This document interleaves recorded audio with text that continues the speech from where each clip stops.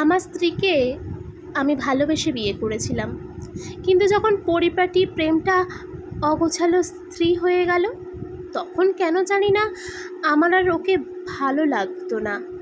মেয়েটা কত অল্পতেই খুশি হয়ে যেত।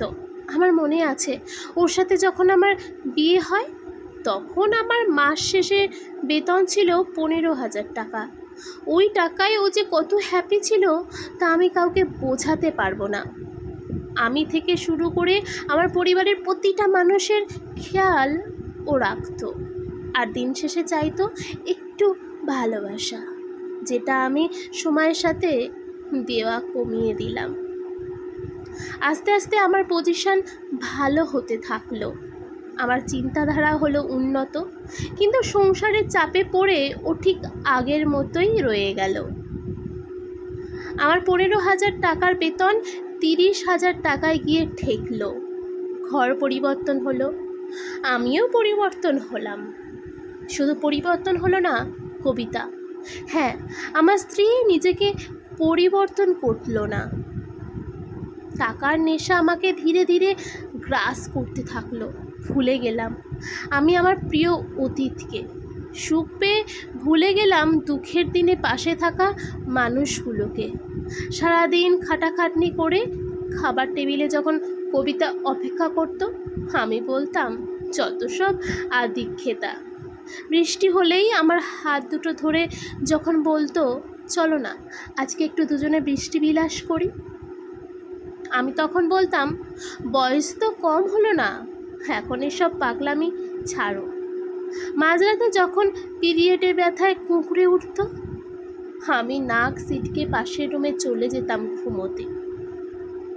দিনের পর দিন আমার অবহেলা ওর প্রতি বেড়েই চলল, আর ওর বেড়েছিল আমার প্রতি কর্তব্য। একটা সময়ের পর আমার পরিবারও ওকে অবহেলা করতে শুরু করলো। যার হাতে রান্নায় সবাই তৃপ্তি নিয়ে খেত, এখন নাকি তার রান্নার ভালোই লাগে না। যে ঔষধ না দিলে আমার বাবার ঔষধ খাওয়ার কথা মনে থাকতো না, আজ নাকি সে ভুল ঔষধ দিয়ে আমার বাবাকে মেরে ফেলার প্ল্যান করে। একটা সময় আমাদের বাড়িতে থাকার মতন কোনো সম্বল খুঁজে পেল না কবিতা, তাই সরাসরি বলেই দিলাম, আমি তোমাকে ডিভোর্স দিতে চাই। সে সেদিন খুব অবাক নয়নে চেয়েছিল আমার দিকে, কিন্তু কোনো প্রতিবাদ করেনি। হয়তো সে বুঝতে পেরেছিল তার এ বাড়িতে প্রয়োজন ফুরিয়ে গেছে। তারপর সেই অনাকাঙ্ক্ষিত সময় এলো যখন কবিতা আর আমার ডিভোর্স হবে। সেই দিন সবটা কি সুন্দর করে মেনে নিয়েছিল ও, কোনো প্রতিবাদ করেনি, এমনকি কোনো টাকাও নেয়নি। উকিল যখন বলল যে কেন টাকা নেবে না, তখন বলল যে মানুষটা আমার হয়নি, তার টাকা নিয়ে আমি কি করব। ওর বাবা সেদিন আমাকে একটা কথাই বলেছিল, দিয়ে ধন দেখে মন, কায়রা নিতে কতক্ষণ। কথাটার মানে সেদিন না বুঝলেও আজ ঠিকই বুঝতে পারি।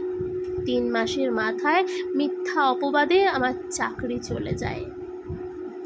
বড় বোনটাকে মাঝে মধ্যেই তার শ্বশুরবাড়ির লোকেরা মেরে ধরে আমাদের বাড়ি পাঠিয়ে দেয়।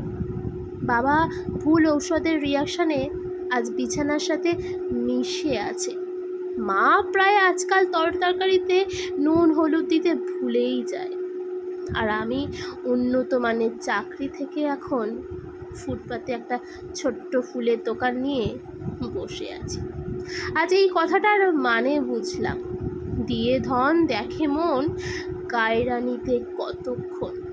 লুকিয়ে খোঁজ নিয়েছিলাম কবিতার, শুনেছি অন্য জায়গায় তার বাবা নাকি বিয়ে দিয়েছে, স্বামী একজন ডাক্তার, খুব সুখেই আছে। খুব ভাগ্য ভালো সেই মানুষটার যার সাথে কবিতার বিয়ে হয়েছে। গেছে মাসে নাকি তাদের একটা মেয়েও হয়েছে। সে সুখের আশা করেনি, তাই তার এত সুখ। আর আমি সুখের আশা করে মানুষকে অমানুষ ভেবেছি, তাই আজ আমার পরিস্থিতি এই রকম। তাই তো বলে, শেষ হাসিটা তারাই হাসে যারা নিজেকে নয় অন্যকে ভালোবাসে।